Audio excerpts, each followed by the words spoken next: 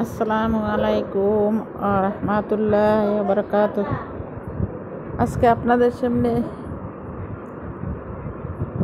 একটি blog video নিয়ে আসছি।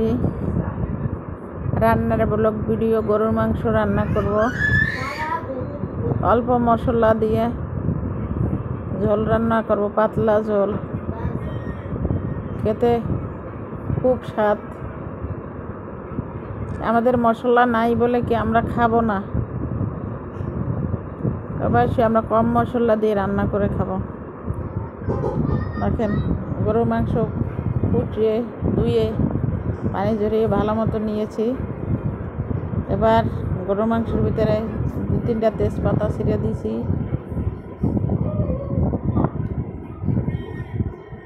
একটা লবঙ্গ,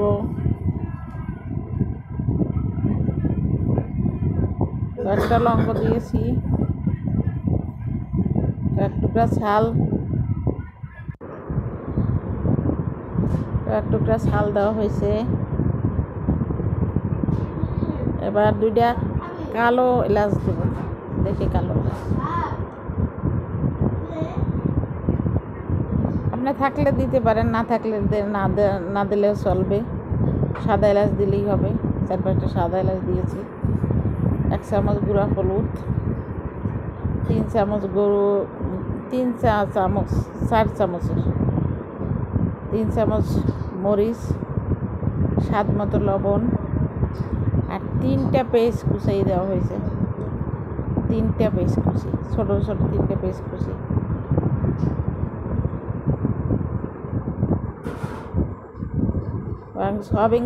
সয়াবিন তেল দিব। আর জিরা গুঁড়া দেওয়া হয়েছে 1 চামচ। 1 চামচ জিরা গুঁড়া। আর 2 কেজি গরুর মাংস,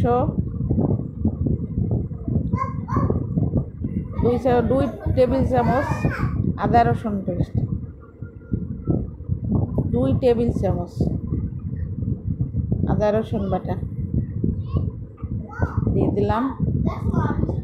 অল্প একটু সয়াবিন তেল দেবো, হাফ কাপ, 1 কাপ আর কি দিব। মাংসটা একটু চর্বি আছে, এজন্য আর কি বেশি তেল দিতে হবে না। অল্প তেল দিয়ে সব কিছু মাখাই নেব। একটু ঝাল দিছে 1 মাস রোজার পরে একটু ঝাল মাংস খেতে ভালো লাগবে। একটু ঝোল, পাতলা ঝোল, অল্প মশলায়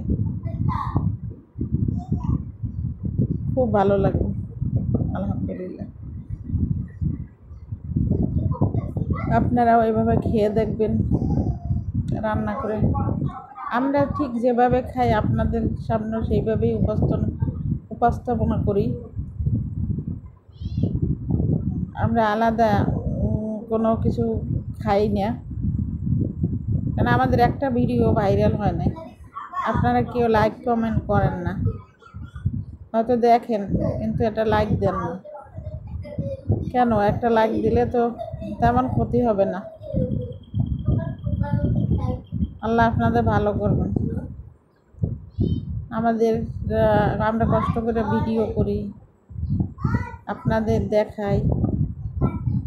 অনেকে জানে না, অনেকে এক রকম রান্না করে, হয়তো একজনটা এক রকমের স্বাদের হয়। আমারটা একরকম স্বাদ হয়, আরেকজনটা আরেক রকমের স্বাদ হয়। দেখেন একেবারে সিম্পল। একটু টক দই দিলাম, 2-3 চামচ মানে হবে। 2 চামচ টক দই দিলাম। একেবারে সিম্পল রান্না। চুলায় দিয়ে দিলাম, কারেন্টের ম্যাজিক চুলায়। ভালোভাবে কষিয়ে নেব। ছোটো ছোটো 3টা পেঁয়াজ, 2 টেবিল চামচ আদা রসুন বাটা, 3 চামচ গুঁড়া মরিচ, 1 চামচ গুঁড়া হলুদ, 1 চামচ জিরা গুঁড়া, 1 কাপ সয়াবিন তেল, 2-3টা রসুন দেওয়া হয়েছে আস্ত রসুন মাংসের ভিতরে দিলে খুব ভালো লাগে। যাদের প্রেশার আছে তারা খাইলেও খুব ভালো। তারপর আমি গরম মশলা দিয়েছি 3-4টা তেজপাতা, একটু ঝাল, 3-4টা সাদা এলাচ আর 2টা কালো এলাচ। যাদের নাই কালো এলাচ দিবেন না।